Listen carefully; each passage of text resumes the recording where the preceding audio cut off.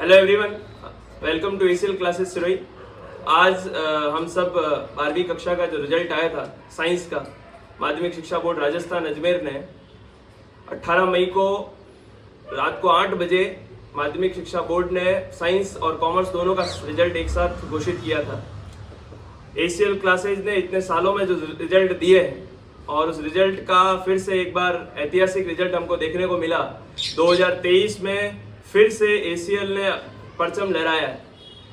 इतने सालों में गणित सब्जेक्ट के अंदर हमको कंटिन्यू 100 में से 100 मार्क्स देखने को मिल रहे थे और 2023 में भी यही आशा रख रहे थे, लेकिन मैथ्स का पेपर थोड़ा सा लेंथी भी था तो कईयों के मैथ्स में मार्क्स 100 में से 100 नहीं भी आ पाए।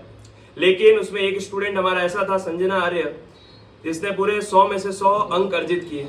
तो आज का जो सेशन रहने वाला है वो बेसिकली आने वाले जो बोर्ड के जितने भी परीक्षार्थी है उन सब तक ये बोर्ड के जो टॉपर्स है वो मैसेज पहुंचाए कि किस तरीके से साल भर में हमको स्टडी करनी चाहिए, कैसे हिंदी इंग्लिश में प्रिपेयर करना चाहिए, कैसे पीसीएम सब्जेक्ट को संभालना चाहिए। इन सारी चीज़ों को देखते हुए हम आज टॉपर से रूबरू करेंगे। तो मैं कुछ एक टॉपर से आपको रूबरू करवाने जा रहा हूँ। बाकी सब्जेक्ट टॉपर्स हमारे साथ भी बैठे हैं और उसके साथ साथ ओवरऑल टॉपर्स भी बैठे हैं। तो मैं ओवरऑल टॉपर्स की पहले बात करूंगा और धीरे धीरे हम सब टॉपर्स की बात करते रहेंगे साथ साथ। तो हमारे राइट साइड में पास में बैठे हैं संजना आर्य, जिन्होंने बोर्ड के अंदर साइंस के अंदर 93.20% अंक अर्जित किए और इनका मैथ्स विषय में, गणित विषय में पूरा 100 में से 100 मार्क्स रहा। उसी के साथ सेकेंड नंबर पर भाविका राठौड़, इन्होंने 91.40% और इनका मैथ्स में 93 मार्क्स रहा। उसी के साथ तीसरे नंबर पर यहाँ की तरफ बैठे अमीशा कंवर, इन्होंने 89.60% अंक अर्जित किया और इनका मैथ्स में 97 मार्क्स रहा। इसी के साथ चौथे नंबर पर बॉयज के रूप में, क्योंकि अभी तक हमने जो रिजल्ट देखे थे सालों साल उनमें बॉयज टॉपर रहते थे और इस बार हमको देखने को मिला कि तीनों ही सीक्वेंस में हमको गर्ल्स ही देखने को मिली। मतलब लड़कियों ने इस बार बाजी बहुत अच्छे तरीके से मारी। आप लोग देख सकते हैं पूरे टॉपर्स के व्यू में आपको गर्ल्स सबसे ज्यादा नजर आ रही है, तो लड़कियों का दबदबा इस बार ज्यादा अच्छा रहा है।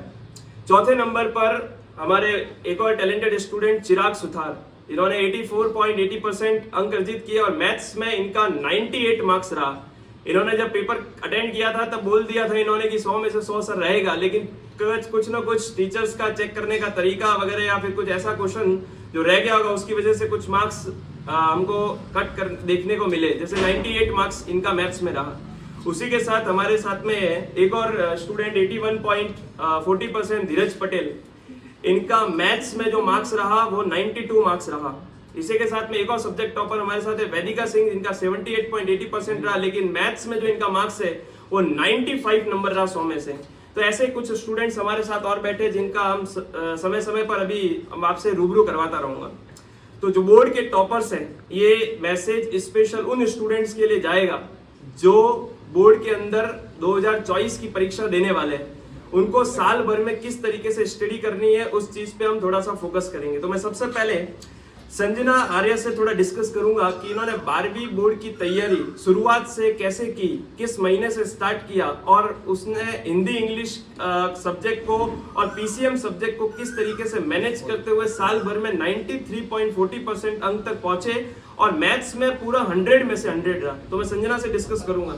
संजना, आपका मतलब क्या कहना है कि 12वीं बोर्ड में कोई स्टूडेंट तैयारी करता है तो स्टार्टिंग में उनका क्या तरीका रहता है और साल भर उनको किस तरीके से प्रिपरेशन करना चाहिए? सबसे पहले तो पीसीएम सब्जेक्ट एक बहुत कठिन सब्जेक्ट है, लेकिन अगर उसमें प्रयास करेंगे तो सफलता जरूर मिलेगी। और सेशन स्टार्ट होने से पहले सबसे पहले हिंदी इंग्लिश को कवर कर लेना चाहिए, क्योंकि जब ट्यूशन जो भी इंडिविजुअल क्लास रहता है उनको अटेंड करने पर हिंदी इंग्लिश करने का समय नहीं दे पाते हम, तो उन्हें वैकेशन में ही कंप्लीट कर लेना चाहिए।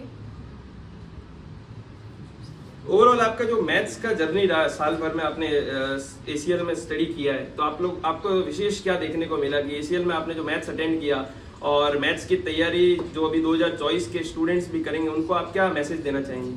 मैथ्स में मैंने एसीएल से ट्यूशन ज्वाइन किया। मैथ्स वहीं प्रशांत सर से मैंने पढ़ी, तो सर का तो पढ़ाने का तरीका बहुत ही अच्छा है। उन्होंने सारे 13 चैप्टर है मैथ्स में टोटल, तो उसके अकॉर्डिंग तो उन्होंने चैप्टर्स को बहुत अच्छे से नोट्स और सोल्यूशन दोनों सेपरेट कॉपी में कवर करवाया और हर चैप्टर को बहुत ही स्लो स्पीड में और मीडियम स्पीड में बहुत अच्छे से पढ़ाया। और हर चैप्टर की सेपरेट टेस्ट सीरीज होती थी, मेजर टेस्ट सीरीज।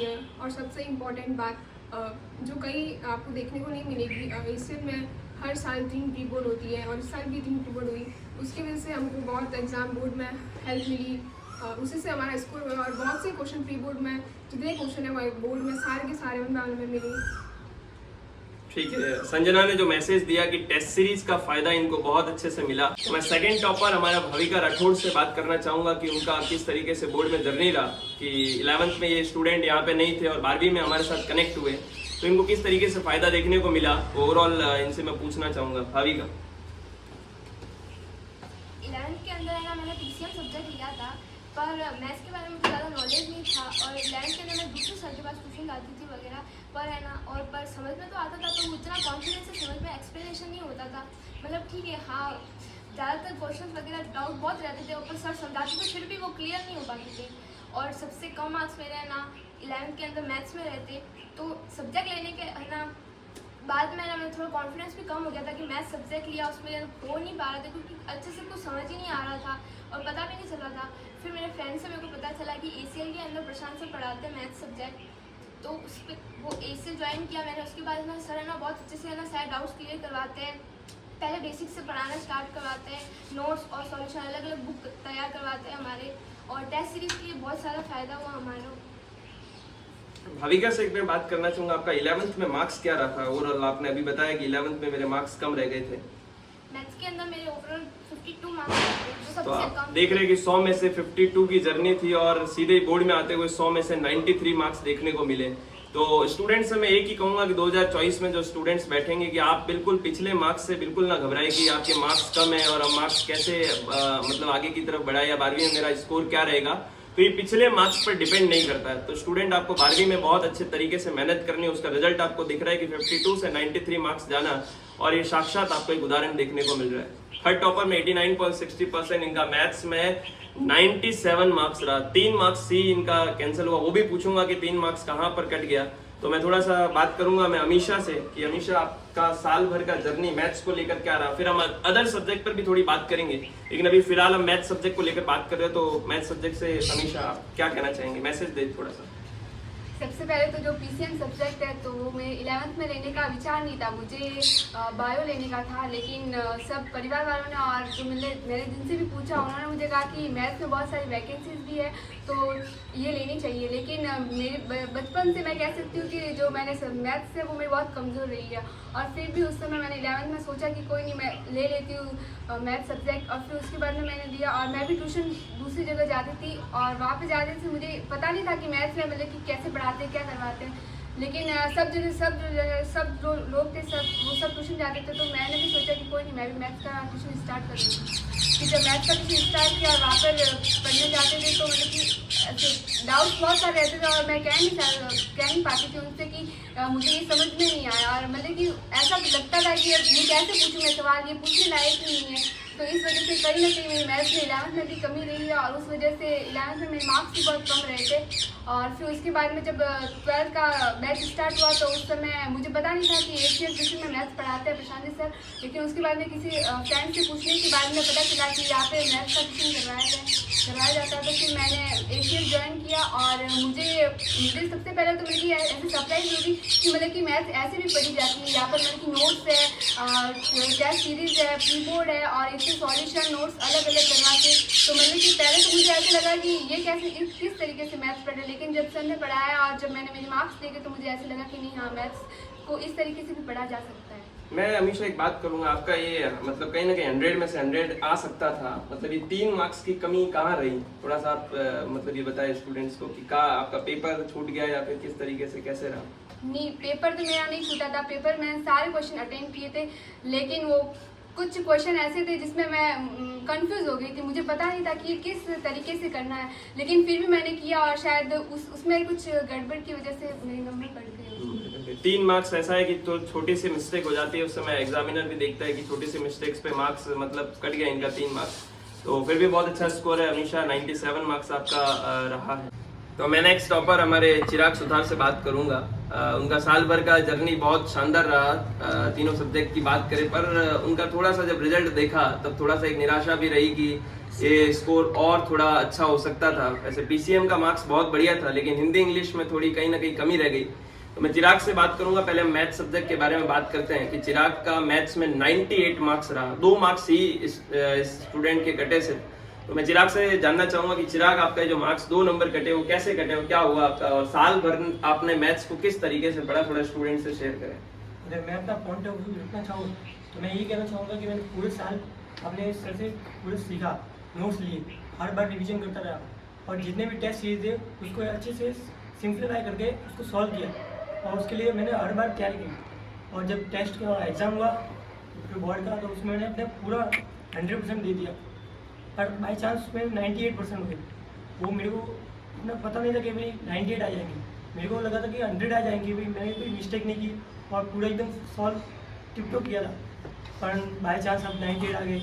मेरे को इसके बारे में कुछ पता नहीं था कि 2 नंबर कहाँ से छोड़। चिराग, इसमें कोई निराशा वाली बात नहीं है, तुम्हारा एक तरीके से स्कोर देखो तो 100/100 ही है, क्योंकि साल भर हमने देखा कि चिराग ओवरऑल मतलब सब प्री बोर्ड के अंदर, टेस्ट के अंदर ओवरऑल टॉपर की श्रेणी में ही चल रहा था। लेकिन कहीं ना कहीं कंपटीशन भी हमारे बैच में रहा, तो कंपटीशन होने से ओवरऑल सभी स्टूडेंट्स को इसका फायदा मिला।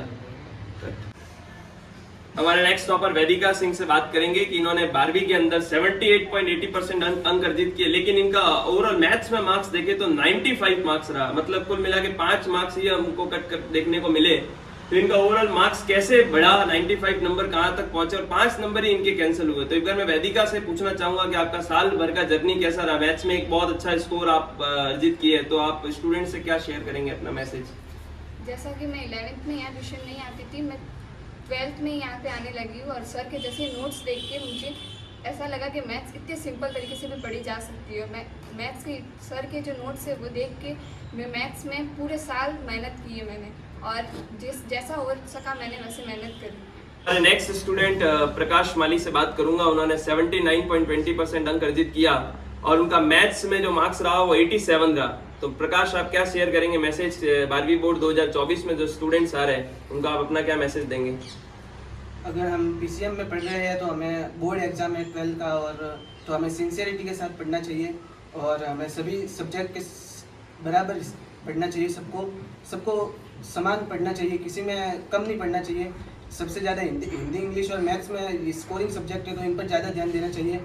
और प्रशांत सर मैथ्स में सॉल्यूशन और नोट्स के सेपरेट काम करवाते हैं तो वो भी बहुत अच्छा लगा मुझे, और उन्हीं से मुझे लगता है कि शायद मैथ्स में मेरे सबसे ज़्यादा नंबर आए हैं, तो मुझे मेरे मैथ्स में ही सबसे ज़्यादा नंबर आने से मेरा रिजल्ट अच्छा रहा। संजना आर्या से बात करना चाहूँगा कि उनका साल भर उन्होंने कैसी स्टडी की है, उनका सुबह का रूटीन क्या रहता था, शाम को मतलब ट्यूशन के समय, ट्यूशन के बाद में उन्होंने किस तरीके से स्टडी की, ये मैं संजना से थोड़ा पूछना चाहूँगा कि आगामी जो बोर्ड के टॉपर्स हैं वो थोड़ा सा ऐसा, बोर्ड वाले जो स्टूडेंट्स हैं वो थोड़ा सा ऐसा ध्यान दे कि कैसे मैथ्स में तैयारी करनी है, फिजिक्स में करनी है, केमिस्ट्री में करनी है, हिंदी इंग्लिश में करनी है। तो एक छोटा सा पॉइंट ऑफ व्यू मैं संजना से जानना चाहूँगा कि इनका डेली रूटीन क्या रहता था और ट्यूशन के बाद में इनका कैसे पढ़ाई सेल्फ स्टडी को लेकर रहता था, और बोर्ड के समय इन्होंने कितने घंटे स्टडी की, ये थोड़ा सा संजना से पूछना चाहूँगा। मैं हिंदी इंग्लिश को तो मैंने वैकेशन में ही कवर कर लिया था, कुछ चैप्टर्स को फिर रिवीजन के लिए टाइम देती थी और फिजिक्स केमिस्ट्री को अपना टाइम और न्यूमेरिकल करती थी, फिर और जो भी ट्यूशन में पढ़ाया उसका वापस एक बार रिवीजन जरूर करी ताकि जब नेक्स्ट ट्यूशन जाऊँ तब समझ में आए। संजना ने एक बहुत बड़ी बात बोली है कि जब बात करते हैं हम हिंदी इंग्लिश की, तो इन्होंने वैकेशन के अंदर ही, गर्मी का जो छुट्टी होती है उसके अंदर ही हिंदी इंग्लिश को कवर कर दिया। फिर बचे जो ऑप्शनल सब्जेक्ट है आपके कंपलसरी के अलावा जो ऑप्शनल सब्जेक्ट रह जाते हैं फिजिक्स केमिस्ट्री मैथ्स, उन पर ये ट्यूशन के अकॉर्डिंग जो भी पढ़ाते थे उसको शाम को आकर फिर से रिवाइज करना और फिर आगामी बोर्ड की परीक्षा देना। तो आपका जब बोर्ड एग्जाम जब पास में आ गए थे तब ओवरऑल आपका स्टडी आवर्स क्या, क्योंकि उस समय ट्यूशन भी फ्री हो जाते हैं, हम कोचिंग से फ्री हो जाते हैं, उसके बाद स्कूल से भी हम लगभग फ्री हो जाते हैं, तो आपका उस समय स्टडी क्या रहता था, बोर्ड के टाइम प्रेशर किस तरीके से था कि आप थोड़ा सा शेयर करें। उस समय कोचिंग वगैरह सब पॉज थी और स्कूल भी बंद ही थी, तो हमें घर पे टाइम मिलता था, लेकिन एक प्रेशर भी होता था कि एग्ज़ाम है और हमें लगता था कि हमने जो पढ़ा है ऐसा होता था कि हम सब भूल रहे हैं, पर उसको रिवीजन करते थे तब वापस रिव्यू हो जाता था। तो उस समय मैं मॉर्निंग में 6 बजे उठती थी और 6 से लेकर 9 बजे तक अपनी 3 घंटे स्टडी करती थी उसमें मैं सबसे पहले हिंदी इंग्लिश को दी थी, क्योंकि हिंदी इंग्लिश को थोड़ा टाइम हो गया था, तो वापस एग्ज़ाम पास आ रहे थे बोर्ड के, तो उनको अपना टाइम दिया। तो कुछ पैराग्राफ वगैरह घर पे ही प्री बोर्ड हिंदी इंग्लिश के मैंने दी थी, क्योंकि स्कूल में वगैरह तो इतना होता नहीं था, तो अलग से ही मैंने अपना घर पे शेड्यूल बना रखा था हिंदी इंग्लिश के लिए, प्री बोर्ड हिंदी और इंग्लिश। हिंदी इंग्लिश की तैयारी आपने कैसे की थी? हिंदी के लिए आप क्या थोड़ा सा बोलना चाहेंगे? हिंदी इंग्लिश में आप कैसे तैयारी की है आपने साल भर? हिंदी इंग्लिश में सबसे पहले वैकेशन में मैंने ग्रामर पोर्शन वगैरह, ऐसे पैराग्राफ, शॉर्ट स्टोरी वगैरह मैंने वैकेशन में कवर की थी, और चैप्टर्स को थोड़ा ही कर पाई थी, क्योंकि वो उनको रिवीजन की बहुत ज़्यादा ज़रूरत होती है। तो जैसे स्कूल में पढ़ाते थे हिंदी इंग्लिश को, और वैसे मैं घर पे आके एक बार रिवीजन कर लेती थी, क्वेश्चन आंसर पढ़ लेती थी, तो उससे हो जाता था। हिंदी इंग्लिश पे आप थोड़ा सा विशेष ध्यान दें, क्योंकि यही परसेंटेज बनाते हैं। क्योंकि हमारे साथ एक स्टूडेंट है, उसका भी थोड़ा सा मार्क्स उसी वजह से कम रहा, वरना ये 90 to 95% के बीच में रह सकते थे। पीसीएम मार्क्स बहुत बढ़िया रहा। चिराग का एक मतलब स्कोर देखे कि हिंदी इंग्लिश में इनका मार्क्स थोड़ा सा कम रहा। मैं चिराग से थोड़ी सी एक बात पूछना चाहूंगा कि इनका हिंदी इंग्लिश में शुरुआत से दिक्कत थी, या फिर इनका मतलब मार्क्स बोर्ड में कम रहा, किस तरीके से? कि इनका हिंदी में मार्क्स से बात करें तो 100 में से 68 मार्क्स ही रहा। बाकी ऐसे बात करें मैथ्स में तो 98 मार्क्स आपको देखने को मिलता है। तो 68 कहाँ, 98 कहाँ? तो हिंदी में ऐसे मार्क्स में कमी होना, कहीं ना कहीं परसेंटेज, ओवरऑल परसेंटेज गिर जाते हैं। तो मैं चिराग से बात करना चाहूंगा। चिराग, मतलब क्या ध्यान देना चाहिए हिंदी इंग्लिश पर? आपका मार्क्स किस तरीके से कम रहा? मैं अभी 12th के न्यू बैच को भी गाइडेंस देना चाहूँ, तो मैं भी यही कहना चाहूँगी कि भी छुट्टियों में अपने जो हिंदी और इंग्लिश का जो सिलेबस है वो कंप्लीट कर लें। मेरी जैसी मिस्टेक ना करें, वरना मेरी जैसी के जो परसेंटेज है वो डाउन हो जाएंगे। आपको अपने जो छुट्टी का टाइम है 2 महीने के अंदर ही आपको हिंदी और इंग्लिश कवर करनी चाहिए। अगर आप बेहतर ये लास्ट में एग्ज़ाम के दिनों ही ऐसे करेंगे तो आपके मेरे जैसे परसेंटेज डाउनफॉल हो जाएंगे। तो चिराग ने एक बात बोली है कि इन्होंने जब स्टडी हिंदी इंग्लिश को एकदम ऐसे ही मानकर और लास्ट में इन्होंने हिंदी इंग्लिश की तैयारी की, तो कहीं ना कहीं वो मार्क्स इनको कम देखने को मिला। ओवरऑल इनका परसेंटेज बढ़िया 85% है, लेकिन अगर ये हिंदी इंग्लिश में मार्क्स बढ़ जाते तो ये कहीं ना कहीं 90 से 95 के बीच में पहुंचते। मैं और बात करना चाहूँगा भाविका से। भाविका, आपका साल भर का स्टडी कैसा रहा? आपका 91.40-60% है, और आपका मैथ्स में भी 93 मार्क्स रहा है, हिंदी इंग्लिश में भी आपका ओवरऑल अच्छा स्कोर रहा है। तो आप साल भर जो आपने साल भर पढ़ाई की है, तो आप 2024 में जो आने वाले स्टूडेंट उनको छोटा सा क्या मैसेज देना चाहेंगे?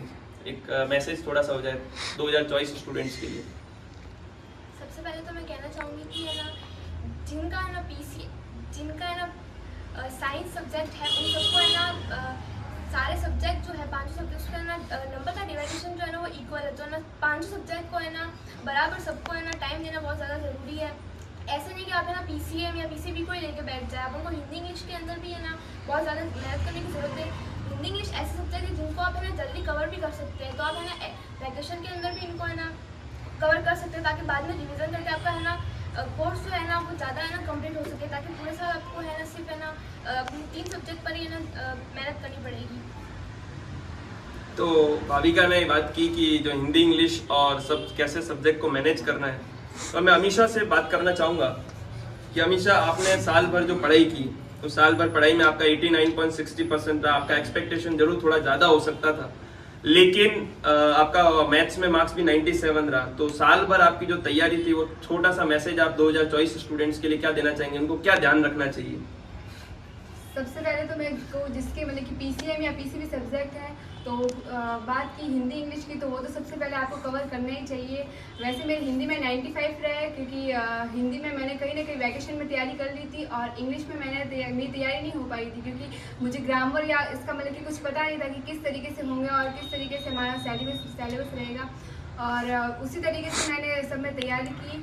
हिंदी को मैंने पहले ही कवर कर लिया था। बात रही पीसीएम सब्जेक्ट की, तो वो मैं केमिस्ट्री में जो मेरा जो मार्क्स रहे वो भी मेरे डाउन रहे, क्योंकि कहीं ना कहीं केमिस्ट्री मुझे हार्ड लगती थी, और मैंने कोई कोचिंग भी नहीं की हुई थी। सिर्फ मैं स्कूल के जो नोट्स थे उससे मैं पढ़ाई करती थी, और जो मतलब कि एंड जब मैं बोर्ड का एग्ज़ाम था तो उस समय ऐसा हुआ था कि मेरे पास जो 2 चैप्टर थे उसके मतलब कि कह सकते हैं कि वो भी मेरे उसके नोट्स भी मेरे पास नहीं थे। तो आप सोच सकते हैं कि किस तरीके से मैंने उसमें केमिस्ट्री में मैंने पढ़ाई की थी। और बात रही मैथ्स की, तो वो तो सर के जो नोट्स थे, सॉल्यूशन थे, तो वो मैंने बहुत बार मैंने रिवीजन किया, तो उसकी वजह से मैथ्स में मैंने बहुत अच्छे अंक प्राप्त किए। और मैं सब और फिजिक्स का जो है तो उसमें भी मेरे बहुत अच्छे नंबर रहे हैं। तो मैं सबको यही कहना चाहूँगी कि सबसे पहले वो अपना हिंदी इंग्लिश को कवर कर ले ताकि आप दूसरे सब्जेक्ट में अच्छी मेहनत कर सकें। टॉपर से बात करेंगे दिव्या सुथार। इनका 88 मार्क्स रहा मैथ्स में और इनका परसेंटेज 76.20%। इनका सब कुछ मार्क्स देखे तो उसमें मैथ्स का स्कोर ज़्यादा देखने को मिल रहा है। तो दिव्या, आपने ACL से साल भर क्या स्टडी की और आप क्या मैसेज देना चाहेंगे स्टूडेंट्स को? मेरा सबसे ज़्यादा फायदा टेस्ट सीरीज से ही हुआ था और एंडिंग में मैथ्स के पेपर के एक दिन पहले मेरे दादाजी की तबीयत भी ख़राब हो गई थी। मैं उस टाइम उनकी स्टडी नहीं कर पाई थी और टेस्ट सीरीज़ की वजह से हुआ था कि कुछ मेहनत नहीं हो पाई थी उस टाइम। टेस्ट सीरीज का फायदा ओवरऑल इनको बहुत ज़्यादा हुआ कि टेस्ट सीरीज से प्रैक्टिस बनती है और प्रैक्टिस से स्टूडेंट मैथ्स में एक अच्छा स्कोर होता है। तो आपका स्टूडेंट्स पढ़ ले साल भर मैथ्स, लेकिन 12वीं की मैथ्स ऐसी है कि अगर आप टेस्ट सीरीज अटेंड नहीं करेंगे, प्री बोर्ड नहीं देंगे, तो आपका कहीं ना कहीं 12वीं में मैथ्स में स्कोर कम देखने को मिल सकता है। मैं हमारे नेक्स्ट निचिता से भी बात करना चाहूँगा कि निचिता, आपका परसेंटेज 76.20 रहा और मैथ्स में भी आपका 81 मार्क्स देखने को मिला। तो आपने ACL से टोटल ओवरऑल क्या सीखा है मैथ्स के अंदर और आपने क्या सारी चीज़ देखी? वो 2024 के बैच स्टूडेंट्स को आप क्या मैसेज देंगे? मेरे मैथ्स में नंबर सबसे टेस्ट सीरीज से ही फ़ायदा आया क्योंकि टेस्ट सीरीज से मेरे सारे चैप्टर्स कवर होते गए और आपके जो आपने हाफेली मेजर टेस्ट और साथ ही साथ तीनों प्री बोर्ड्स हुए, उससे मेरी राइटिंग स्पीड भी बढ़ी। बट कहीं ना कहीं मेरी स्पीड थोड़ी सी स्लो हो गई पेपर में और थोड़ा डर गई पेपर को देख के, कितना लेंथी पेपर है, इस कारण मेरा पेपर छूट भी गया। तो निचिता ने एक बात की, पेपर थोड़ा सा छूट गया, वरना पेपर नहीं छूटा होता तो ये 81 से और थोड़ा सा स्कोर अच्छा हो सकता था।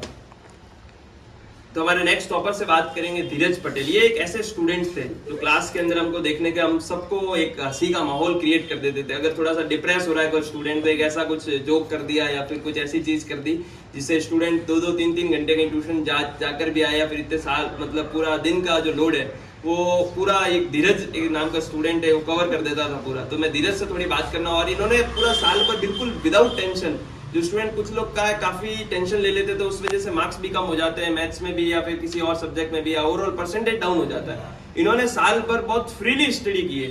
फ्रीली स्टडी का मतलब कोई दिमाग पे लोड नहीं लिया, परसेंटेज भी 81.40 बनाया, मैथ्स में भी 92 नंबर लाए। तो ये एक बहुत बड़ा अचीवमेंट है। तो मैं धीरज से बात करना चाहूँगा, धीरज स्टडी साल भर कैसे करनी चाहिए? 2024 बैच अगला आ रहा है, उनको आप क्या मैसेज देंगे वो थोड़ा सा आप शेयर करें। तो 2024 बैच के लिए बोल दूँ, जैसे 2023 में आज सर की मेहनत की वजह से आज यहाँ पे बैठे हैं, तो कल आप भी बैठ सकते हैं। ये बहुत बढ़िया बात बोली गया, ये यहाँ पर बैठे हैं तो आप अगला कोई स्टूडेंट है वो भी यहाँ आकर बैठेगा, तो ये एक अच्छा एक मैसेज दिया। हाँ धीरज। और मैं बोलूँगा मैं 81 में 40 बना, मैं 85 जा सकते हैं, लेकिन इंग्लिश में थोड़ा मेरा हो गया।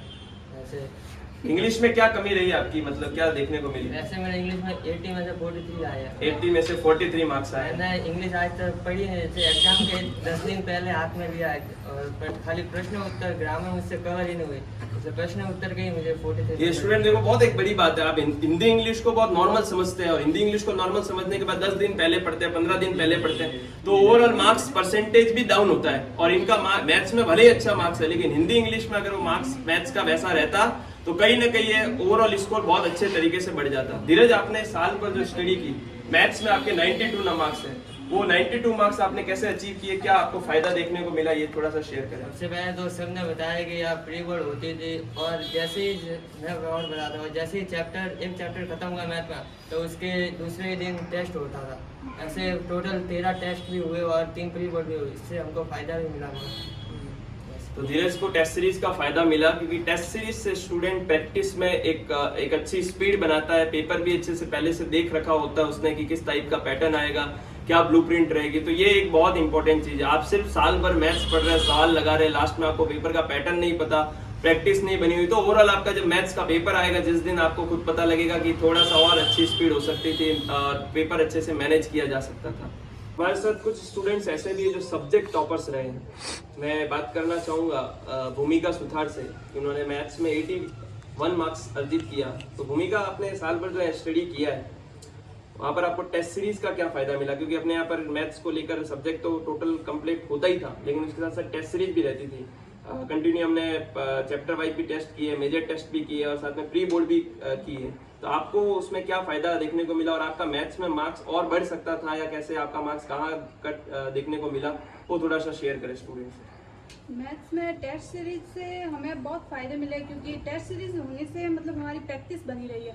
प्रैक्टिस करने से ही हमारे डाउट्स क्लियर होते थे। हम मतलब हम परफेक्ट मैथ्स को अच्छे से कवर कर पाएंगे। टेस्ट सीरीज अगर हम टेस्ट सीरीज मिस करते तो शायद हमारे जितने बने हैं उससे भी ज़्यादा कम बनते। तो मैं तो ये कहूँगी कि टेस्ट सीरीज हम कभी भी मिस नहीं करनी चाहिए। और आपका ओवरऑल मार्क्स कम कैसे हुआ? जैसे 81 मार्क्स से थोड़ा और ऐसे जीत हो सकता था कैसे? मेरे मैथ्स में मार्क्स बढ़ सकते थे, लेकिन मेरी राइटिंग स्पीड बहुत कम होने की वजह से मेरा पेपर छूटा था। अच्छा, जिस वजह से मेरे मार्क्स कम हुए। नहीं तो मेरे थोड़े और शायद मेहनत करती तो आ जाए। तो ये थे हमारे टॉपर्स जिनका आपने पूरा मैसेज सुना कि साल भर कैसे स्टडी करनी चाहिए। इन्होंने बात की हिंदी इंग्लिश को लेकर भी, फिजिक्स केमिस्ट्री मैथ्स को लेकर भी बात की। विशेषकर ये मैथ्स में बैच ज्वाइन किए हुए थे तो मैथ्स में भी इनका कैसे क्या स्कोर रहा, तो मैथ्स पे थोड़ी सी चर्चा ज़्यादा रही। तो ये 2023 के टॉपर्स थे और 2024 पे यही मैसेज दे रहे कि आप भी इधर आकर बैठ सकते हो। 2024 में एक अच्छी मेहनत करेंगे और वैसे ही आप 2025 बैच को भी एक अच्छा मतलब गाइडेंस दे पाएंगे। तो मैं सभी स्टूडेंट्स को थैंक यू बोलना चाहूँगा कि आप साल भर हमारे साथ जुड़े और आपका ओवरऑल स्कोर भी बढ़िया रहा, आपकी मेहनत बहुत अच्छी रही।